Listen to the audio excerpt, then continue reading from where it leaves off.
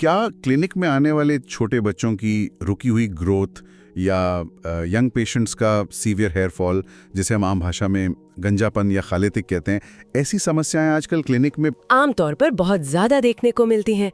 और इससे भी बड़ा एक बहुत ही क्रिटिकल मुद्दा ये है कि क्या प्रेगनेंसी में अनजाने में होने वाली आहार संबंधी गलतियां कितनी भारी पड़ सकती हैं? सही कहा। लेकिन क्या हो अगर ये कहा जाए कि इन सभी कॉम्प्लेक्स क्लिनिकल सिनेरियोज का सॉल्यूशन और कॉज दोनों ही हमारे आसपास मिलने वाले आम फलों में छुपा है? बिल्कुल। उदाहरण के तौर पर देखें तो एक साधारण से फ्रेश नारियल के बिल्कुल सही उपयोग से हेयर फॉल को आसानी से रोका जा सकता है। वहीं दूसरी तरफ एक अनानास के गलत उपयोग से प्रेगनेंसी में अचानक से सीरियस कॉम्प्लिकेशंस आ सकती हैं। नमस्कारम, संहिता ट्रिक्स यूट्यूब चैनल पर आपका स्वागत है। आज हम हमारे फ्रूट्स के लेक्चर्स का पार्ट 3 डिस्कस करेंगे और इस गहरी चर्चा में हमारा पूरा ध्यान इस बात पर केंद्रित रहेगा कि एक प्रैक्टिशनर को अपनी डेली प्रैक्टिस में इन फलों का प्रैक्टिकली कैसे इस्तेमाल करना चाहिए। तो बिना किसी देरी के इस विषय की गहराई में चलते हैं। तो आज का हमारा मुख्य विषय है फल वर्गा part 3, clinical notes and applications. पिछले 2 भागों में हमने कई फलों की चर्चा की है, लेकिन आगे बढ़ने से पहले एक बुनियादी सवाल है, आखिर इन फलों के बारे में इतना टेक्निकल और डिटेल में क्यों पढ़ना है? ये एक बहुत ही जरूरी सवाल है। एक वैद्य होने के नाते सिर्फ फलों के नाम जानना या उनके रस को याद रख लेना काफी नहीं होता। वैद्यों का मानना है कि उनका clinical utility, specific patient profiles में उनका डोसेज और सबसे जरूरी अनुपान समझना ज्यादा महत्वपूर्ण है। मतलब फल सिर्फ न्यूट्रिशन नहीं है, बल्कि अगर उन्हें एग्जैक्ट कंडीशन और सही तरीके से यूज किया जाए तो ये पोटेंट क्लिनिकल मेडिसिन की तरह काम करते हैं। एग्जैक्टली। आयुर्वेद में आहार को महाभयषज्य कहा गया है। अगर दवा सही है पर आहार विरुद्ध है तो चिकित्सा कभी सफल नहीं हो सकती। इसलिए हर क्लासिफिकेशन को डिटेल में समझना ट्रीटमेंट अप्रोच के लिए बेहद जरूरी है। ये बात पूरी तरह से स्पष्ट करती है कि हम आहार को चिकित्सा से अलग नहीं कर सकते। तो चलिए अपने पहले फल की तरफ बढ़ते हैं, जो है कपित्था, जिसे आम भाषा में वुड एप्पल कहा जाता है। टेक्स्ट के अनुसार इसके गुण देखें तो ये मधुर और अम्ल रसा प्रधान होता है। हाँ, और इसका सबसे प्राइमरी एक्शन बताया गया है हिक्का यानी हिकअप्स और छर्दी यानी वॉमिटिंग को नष्ट करना। पर ये तो टेक्निकल डेफिनेशन हो गई, इसका क्लिनिकल एप्लीकेशन क्या है? एक वैद्य को इससे क्यों फर्क पड़ना चाहिए? यहाँ सबसे दिलचस्प बात इसके पीछे का विज्ञान है। हिक्का यानी हिचकी सुनने में एक छोटी समस्या लगती है, पर जब ये लगातार आती है तो मरीज कितना बुरी तरह थक जाता है। अब ये आती क्यों है? आयुर्वेद के नजरिए से देखें तो ये मुख्य रूप से एग्रेवेटेड वाता के कारण होती है, जब वायु ऊपर की तरफ धक्का मारती है। बिल्कुल सही। अब यहाँ कपित्था का एक्शन देखिए। जब पका हुआ कपित्था लिया जाता है और उसके गूदे को गुड़ यानी जैगरी के साथ मिलाकर मरीज को थोड़ी थोड़ी देर में चबाने को दिया जाता है, तो ये उस एग्रेवेटेड वाता को बहुत जल्दी सूद करता है। लेकिन इसमें गुड़ का क्या रोल है? क्या सिर्फ कपित्था अकेले काम नहीं करेगा? देखिए, गुड़ अपने आप में मधुर और स्निग्ध होता है, जो वाता शामक है। जब इसे कपित्था के अम्ल और मधुर रस के साथ मिलाया जाता है तो ये कॉम्बिनेशन उस हिकअप रिफ्लेक्स को तुरंत ब्लॉक कर देता है। ये ऊपर आती हुई वायु को शांत करके वापस अपने मार्ग पर लाता है। ये सिर्फ कोई आम घरेलू नुस्खा नहीं है, बल्कि एक हाईली टारगेटेड वाता शामक एक्शन है जो क्लिनिक में इजीली यूज किया जा सकता है। और छर्दी यानी वॉमिटिंग में भी यह पित्ता और वाता का शमन करके आराम पहुंचाता है। हाँ, और इसके बाद एक ऐसे फल पर नजर डालते हैं जो शायद हर घर में मौजूद है। हम बात कर रहे हैं नारिकला यानी कोकोनट की, और स्पेसिफिकली इसके पल्प या गूदे की। यहाँ टेक्स्ट में क्लियर किया गया है कि हम फ्रेश ब्राउन कोकोनट यानी जाता वाले नारियल के गूदे की बात कर रहे हैं, किसी सूखे कोपरा या कच्ची टेंडर जली की नहीं। इसके प्रॉपर्टीज की बात करें तो ये मधुर, शीता, स्निग्धा और गुरु है। साथ ही ये वाता पित्ता शामक है, बलवर्धक है, हृदय है और सबसे इंपॉर्टेंट ये शुक्र और मांस धातु को डीपली नरिश करता है। इन सभी टेक्निकल टर्म्स को अगर क्लिनिकल ग्राउंड पर उतारा जाए तो इसका असर बहुत बड़ा है। स्निग्धा और गुरु का मतलब है कि इसमें एक नेचुरल ऑयलीनेस है और ये पाचन में भारी है। अब उन परेशान पेरेंट्स का उदाहरण लीजिए जो क्लिनिक में आते हैं क्योंकि उनके बच्चों की फिजिकल ग्रोथ रुकी हुई है। या फिर वो बच्चे बहुत इमेसिएटेड या कमजोर हैं। सही पकड़ा। उनकी रुकी हुई ग्रोथ को वापस ट्रैक पर लाने के लिए ये फ्रेश कोकोनट एक कमाल की औषधि का काम करता है, क्योंकि ये सीधा मांस धातु को बढ़ाता है। इससे बच्चे के शरीर में सॉलिड मांस बनता है। पर यहाँ एक प्रैक्टिकल सवाल उठता है, अगर ये पचन में इतना गुरु यानी भारी है, तो एक कमजोर बच्चे का डाइजेस्टिव सिस्टम इसे बर्दाश्त कैसे करेगा? यही सबसे बड़ी शर्त जुड़ी है इसके साथ।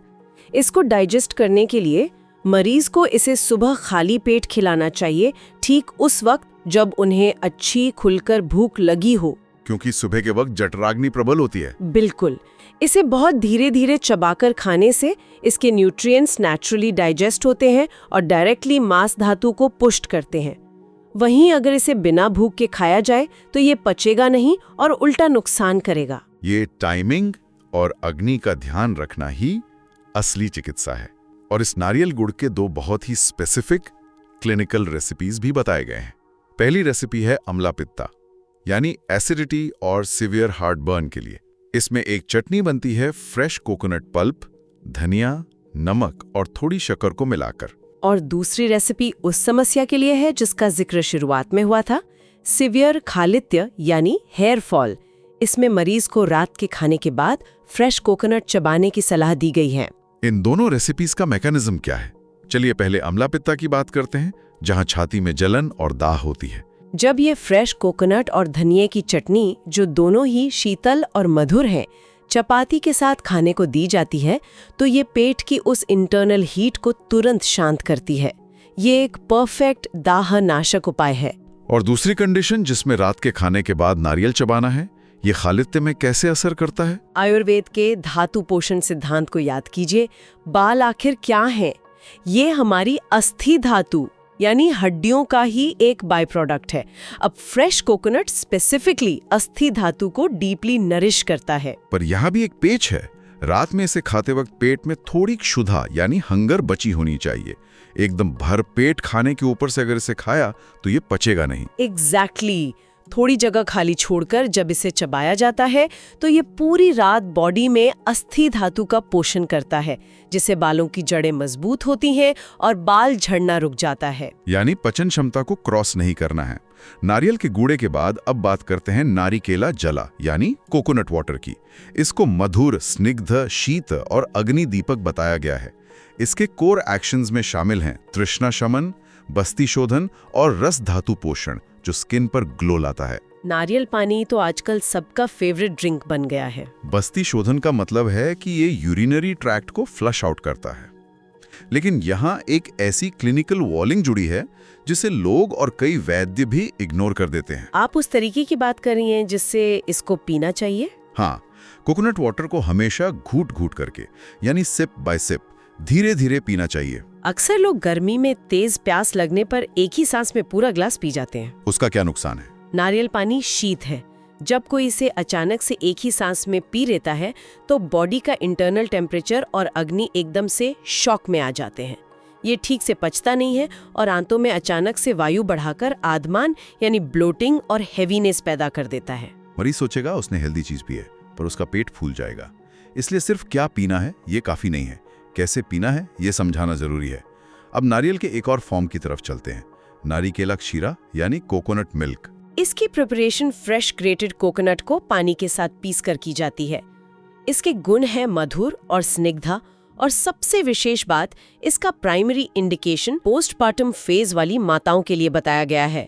सूतिका अवस्था में ही इसकी इतनी अहमियत क्यों है? डिलीवरी के बाद धातु क्षय के कारण रिकवरी के साथ साथ स्तन्य की भी जरूरत होती है। बिल्कुल। नारिकेला क्षीरा स्पेसिफिकली स्तन्यवर्धक का काम करता है, यानी ये ब्रेस्ट मिल्क की क्वालिटी और क्वांटिटी दोनों को बढ़ाता है। वैद्यों का मानना है कि यह रस धातु को इतनी इफेक्टिवली नॉरिश करता है कि इसका कंपैरिजन डायरेक्ट शतावरी जैसी हर्ब से किया जा सकता है। क्योंकि रस धातु से ही तो स्तन्य बनता है। नारियल सच में कल्प वृक्ष है। चलिए अब आगे बढ़ते हैं और एक नए फल पर चर्चा करते हैं। हमारा अगला विषय है अनानास यानी पाइनएप्पल।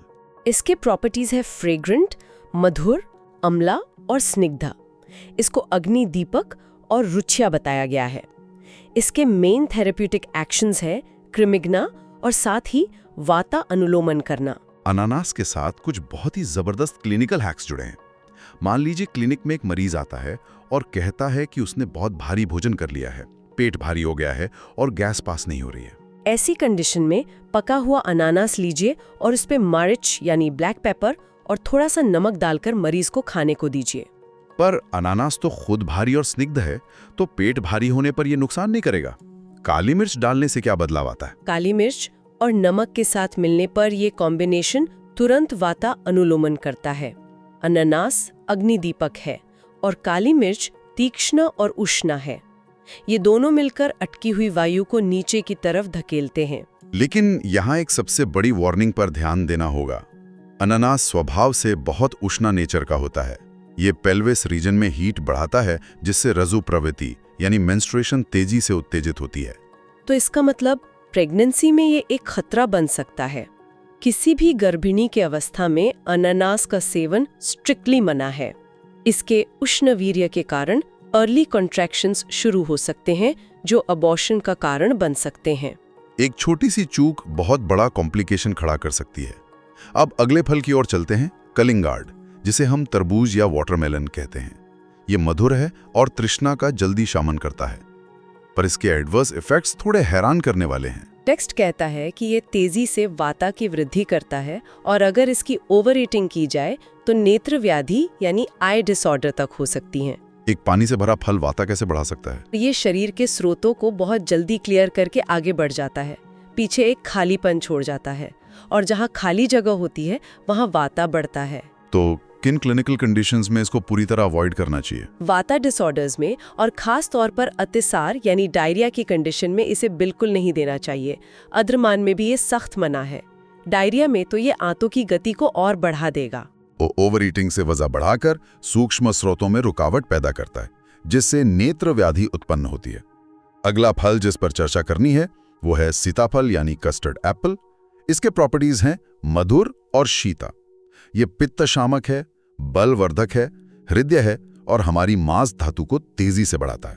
सीताफल स्ट्रेंथ बिल्ड करता है, पर इसको हमें सीजन और अग्नि के हिसाब से समझना होगा। गर्मियों में ये पित्ता का शमन करता है, पर अगर किसी मरीज का पाचन ठीक नहीं है, उसकी अग्नि मंद है, तो ये इतना गुरु और शीता होने के कारण पचेगा ही नहीं। तो बिना पचे ये शरीर में उल्टा तेजी से कफा बढ़ाएगा। और यहीं से एक जरूरी क्लिनिकल रूल बनता है।